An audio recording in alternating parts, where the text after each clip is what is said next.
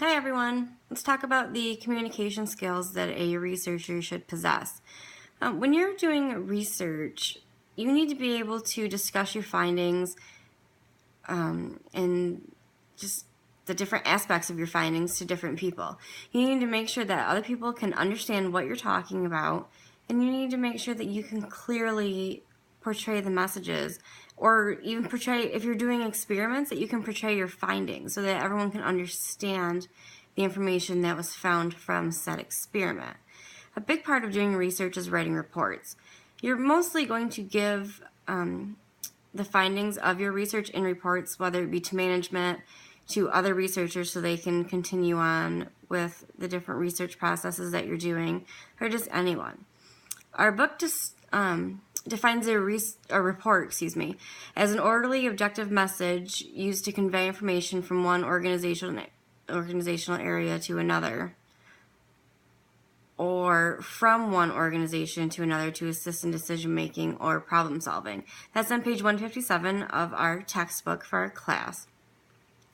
Reports are a big deal. I'm not sure how a researcher works, but I'm assuming that they do both informal and formal reports, probably more so formal than anything, depending on what kind of research they're doing and what kind of information they're trying to give. And if they're giving it to a fellow researcher or if they're giving it to maybe upper management. And I'm sure it would be different too if they were just giving it to the general public. It all varies. I came across a cool article on researchers and communication on the internet. On page 18 of it, it says that you should schedule regular meetings with your team. This gives you a chance to check progress, answer questions, and minimize potential miscommunication concerning your research. Communicate your research in layman's terms. Explaining the bottom line and importance of your research motivates your undergraduate assistants by providing an overall goal to achieve. Also, it states to express your energy, enthusiasm, and interest. Passionate leadership results in passionate results. Again, that was on page 18 of the article. And I just find that to be interesting and great advice. Hey, think about it. Whether you're being a researcher or you're being a leader of any kind of team, if you show passion in what you're doing, your team is going to show passion as well.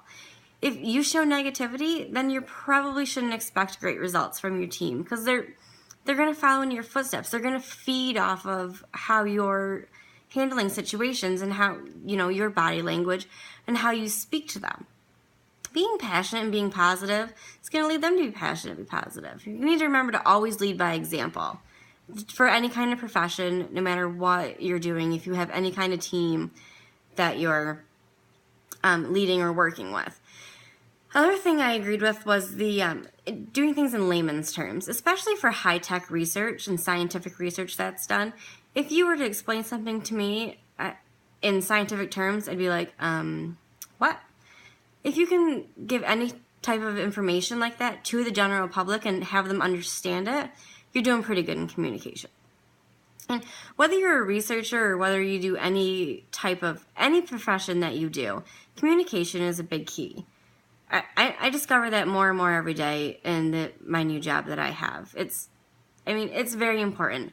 If by any chance you can take a class on communication or just study basic business communication, it will benefit you. It can benefit anybody. It's good to be able to communicate. Just the other day, I did a memo for work. We use memos quite often, and I got pulled into my supervisor's office to tell me how great the memo was. Communication's important. It's just something that everyone should learn. So if you can communicate well, or learn how to communicate well,